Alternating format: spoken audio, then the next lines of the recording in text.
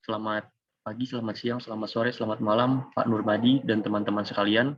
Saya akan membawakan PPT dengan judul Peran Akuntansi Forensik dalam Pemberantasan Tindakan Korupsi dalam Studi Kasus di Indonesia. Next.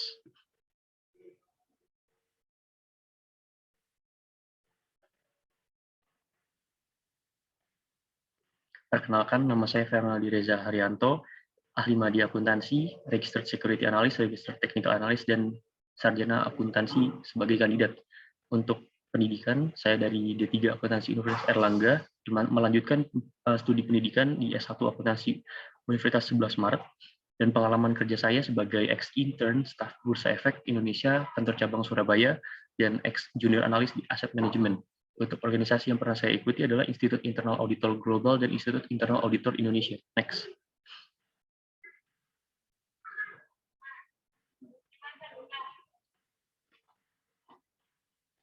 Oke, untuk helikopter view-nya sendiri, yang ada 3. Yang pertama itu ada intro dan istilah, yang kedua itu ada korupsi dan tipologi, dan yang ketiga itu ada proses dan final thoughts.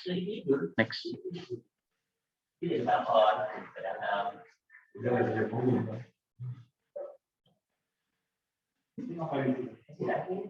Nah, untuk intro dan istilah, untuk yang chapter pertama ini kita membahas tentang intro dan istilah dalam praktik korupsi di Indonesia. Next.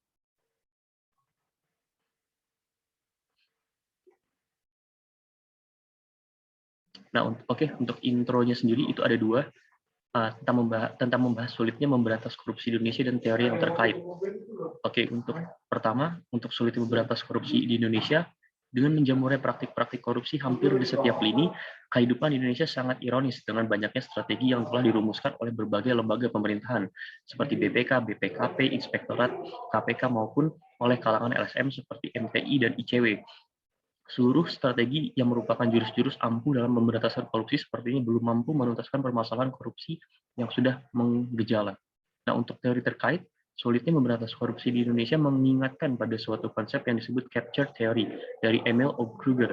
Capture theory menyatakan bahwa segala sesuatu di atas kertas secara yuridis formal adalah sah dan legal. Sayangnya pada tataran realitas, teori ini banyak disalahgunakan untuk memuluskan kepentingan beberapa pihak.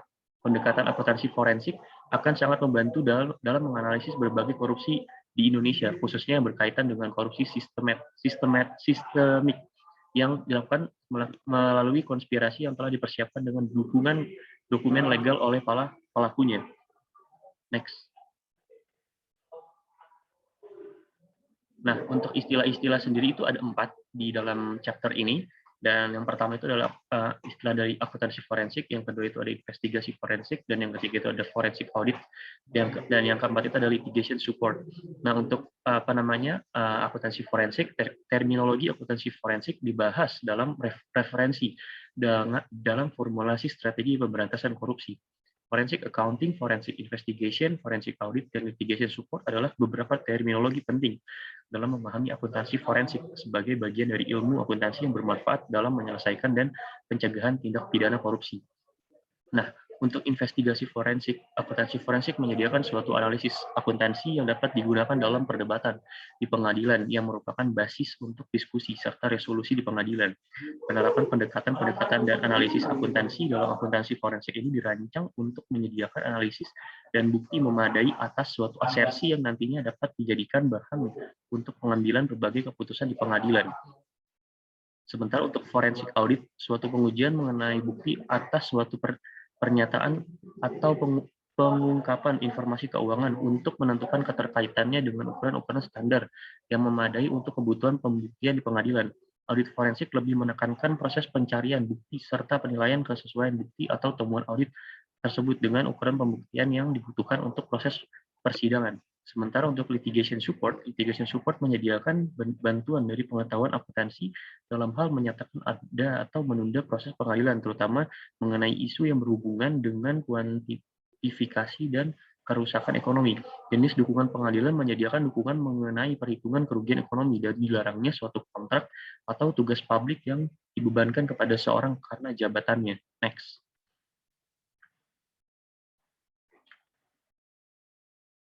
Nah, yang kedua ini adalah korupsi dan tipologi dalam praktik korupsi di Indonesia. Next.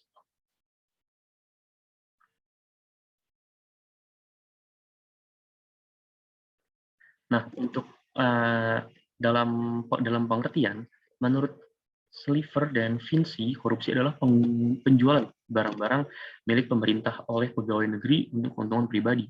Sebagai contoh, pegawai negeri sering menarik pungutan liar dari perizinan, lisensi, bea cukai, atau pelarangan masuk bagi pesaing.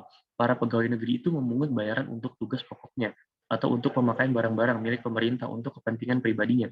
Untuk kasus seperti ini, karena korupsi menyebabkan ekonomi biaya tinggi, korupsi memiliki pengaruh yang negatif terhadap pertumbuhan. Sedangkan untuk tipologi sendiri itu ada beberapa.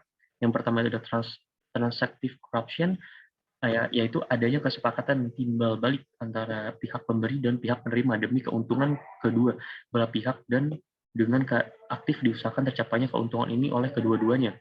Yang kedua itu ada extortive corruption, jenis korupsi di mana pihak pemberi dipaksa untuk menyuap guna mencegah kerugian yang sedang mengancam dirinya. Selanjutnya ada investive corruption, yaitu pemberian barang atau jasa tanpa ada perkalian langsung dengan keuntungan tertentu. Habis itu selanjutnya ada nepotistic corruption, yaitu penunjukan yang tidak sah terhadap teman atau sanak saudara untuk memegang jabatan dalam pemerintahan atau tindakan yang memberikan perlakuan yang mengutamakan dalam bentuk uang atau bentuk-bentuk lain kepada mereka secara bertentangan dengan norma dan peraturan yang berlaku. Selanjutnya ada defensive corruption, yaitu perilaku korban korupsi dengan pemerasan. Korupsinya adalah dalam rangka mempertahankan diri. Selanjutnya ada autogenic corruption, yaitu korupsi yang melibatkan orang lain dan pelakunya hanya seorang diri, misalnya pembuatan laporan keuangan yang tidak benar. Selanjutnya yang terakhir ada supportive corruption, yaitu tindakan-tindakan yang dilakukan untuk melindungi atau memperkuat korupsi yang sudah ada, misalnya menyewa preman untuk berbuat jahat atau menghambat pejabat yang jujur dan cakap agar tidak menduduki jabatan tertentu. Oke, untuk next.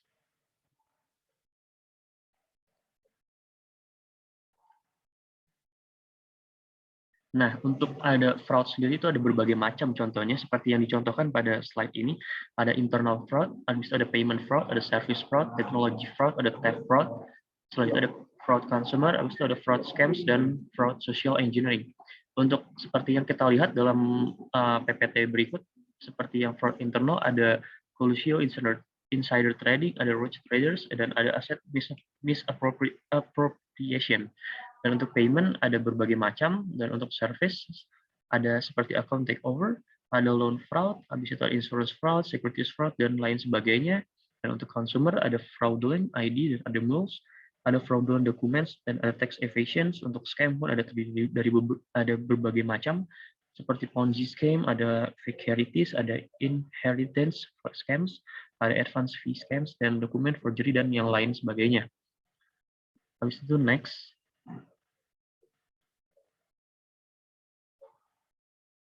Nah, kalau misalkan untuk pendekatan sendiri itu ada dua macam pendekatan. Yang pertama itu ada pendekatan perumusan strategi dalam upaya pemberantasan korupsi. Yang kedua itu ada peran dan tantangan akuntansi forensik untuk pemberantasan korupsi dan perspektif fraud triangle. Nah, untuk pendekatan perumusan strategi itu dalam analisis atau perbuatan-perbuatan korupsi dapat didasarkan pada berbagai pilihan pendekatan berdasarkan pendekatan yang dipilih. Selanjutnya dapat dirumuskan strategi atau pencegahan dan pemberantasan korupsi yang tepat. Praktik korupsi dapat dilihat berdasarkan aliran prosesnya, yaitu dengan melihat pada posisi sebelum perbuatan korupsi terjadi. Sementara peran dan tantangan akuntansi forensik untuk pemberantasan korupsi dalam perspektif fraud triangle adalah model yang menjelaskan alasan orang melakukan fraud, termasuk korupsi yang pertama kali diperkenalkan oleh Donald R. Creasy dalam disertasinya. Penelitian Creasy diarahkan untuk mengetahui penyebab dari orang-orang memutuskan untuk melakukan pelanggaran trust violator. Penelitian menggunakan 200 orang responden yang terdiri dari orang-orang yang secara masih diputuskan oleh pengadilan sebagai pelaku fraud.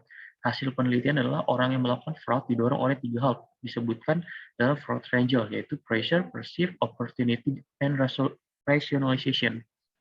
Oke, next.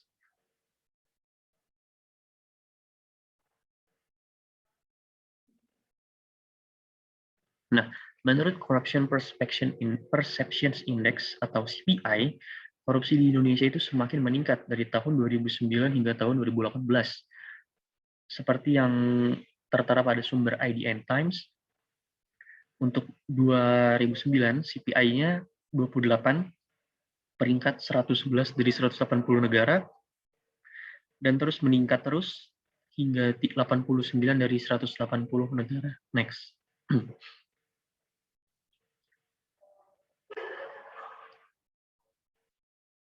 Nah, untuk terakhir sendiri, untuk indeks di tahun 2020, menurut transparency.org, Indonesia menduduki peringkat 102 dari 179 negara.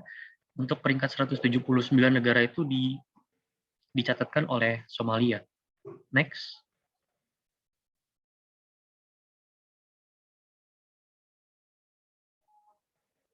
Nah, untuk kasus dan final thoughts dalam praktik korupsi di Indonesia, next. Nah, untuk kasus IKTP sendiri, di dalam kasus IKTP sendiri adalah korupsi di Indonesia terkait pengadaan KTP atau kartu tanda penduduk elektronik untuk tahun 2011 dan tahun 2012 yang terjadi sejak tahun 2010-an. Kasus ini diawali dengan berbagai kejanggalan yang terjadi seperti proses lelang tender proyek KTP sehingga membuat berbagai pihak seperti Komisi Pengawas Persaingan Usaha atau KPPU, Government Watch, pihak kepolisian, konsorsium lintas Peruri, dan Komisi Pemberantasan Korupsi atau KPK menaruh kecurigaan atas terjadinya korupsi. Sejak itu, KPK melakukan berbagai penyelidikan dan investigasi. Nah, untuk kronologi awalnya sendiri itu, kasus korupsi IKTP bermula pada rencana Kementerian Dalam Negeri RI dalam pembulatan IKTP sejak tahun 2006. Kemendagri telah menyiapkan dana sekitar 6 triliun untuk digunakan dalam proses IKTP, dalam membuat NIK atau nomor induk kependudukan nasional, dan dana senilai 258 miliar untuk pemutakhiran data kependudukan untuk pembuatan IKTP berbasis NIK pada tahun 2010 untuk seluruh kabupaten atau kota se-Indonesia.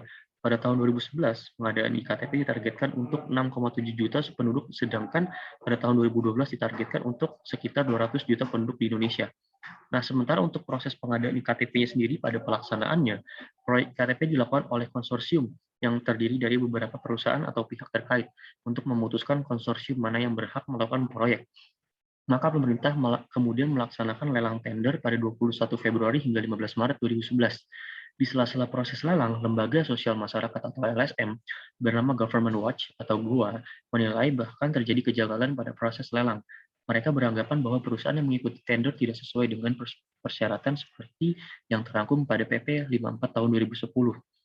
Sementara untuk kecurigaan korupsinya sendiri, belum sampai perekaman dilakukan di berbagai kabupaten atau kota, pihak kepolisian mengabarkan bahwa mereka mencurigai terjadinya korupsi pada proyek KTP. Kecurigaan itu berangkat dari laporan konsorsium yang kalah tender, yang menyatakan bahwa terjadinya ketidaksesuaian prosedur yang dilakukan oleh panitia saat lelang tender berlangsung.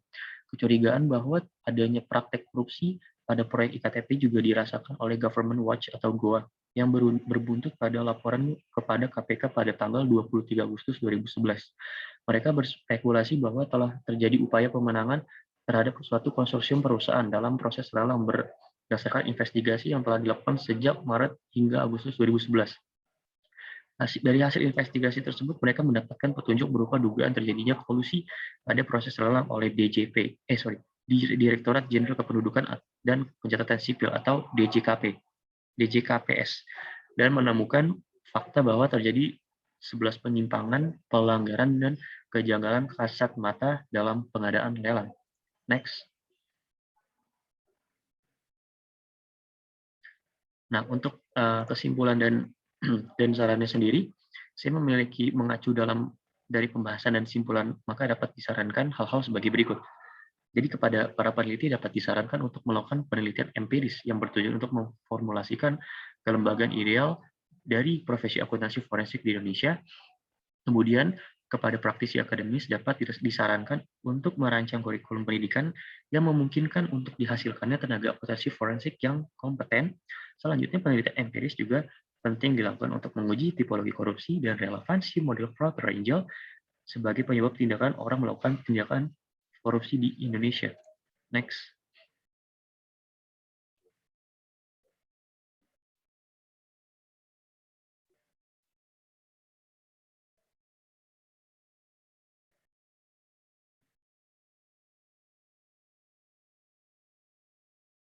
Nah, untuk terakhirnya saya punya pantun nih.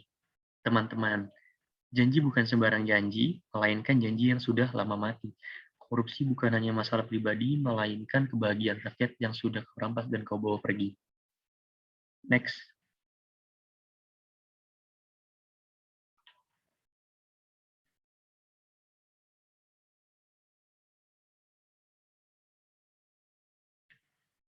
Nah, sekian dari saya. Terima kasih sudah menyaksikan. Jika ada pertanyaan atau sanggahan, kita berdiskusi di kolom komentar. Terima kasih. Oke, jika ada pertanyaan, silakan. Pertama kepada Mbak Jen, monggo silakan Mbak Jen. Ya, perkenalkan saya Jun Iriani, izin bertanya. Nah, tadi kan Aldi udah jelasin tentang kasus dari IKTP itu sendiri. Nah, pertanyaan saya, kenapa korupsi di Indonesia itu udah jadi budaya dan masalahnya itu ada di mana? Terletak di sumber daya manusianya kah? Atau di sistem hukum yang kurang sesuai? Sampai terjadi korupsi dalam pembuatan EKTP yang semua orang tuh harus punya. Terima kasih. Ya, terima kasih Mbak Jen atas pertanyaannya. Untuk selanjutnya, Mbak Yesi, silakan. Baik, terima kasih atas kesempatannya. Nah, di sini saya ingin bertanya terkait dari penjelasan tadi, Mas Fernaldi itu sangat menarik ya terkait kasus EKTP. Nah, pertanyaan saya adalah mengapa sih IKTP di Indonesia ini masih belum terintegrasi ya? Oke. Mungkin ada saran atau gimana? Terima kasih. Oke, siap. Terima kasih Mbak Yesi atas pertanyaannya. Silakan Mas Edwin. Baik, terima kasih atas kesempatannya bertanya. Mereka daripada kedua penanya sebelumnya, saya hendak bertanya. Karena di sistem KTP itu kan seharusnya kan elektronik KTP, jadi sistemnya harusnya terintegrasi pada semua jenis lini masa sistem. Namun belum terintegrasi dan maraknya korupsi itu banyak. Nah, menurut saudara, adakah kesalahan sistem internal pada EKTP tersebut sehingga menyebabkan kedua masalah tersebut? Terima kasih. Oke, baik. Siap. Terima kasih Mas Edwin atas pertanyaannya.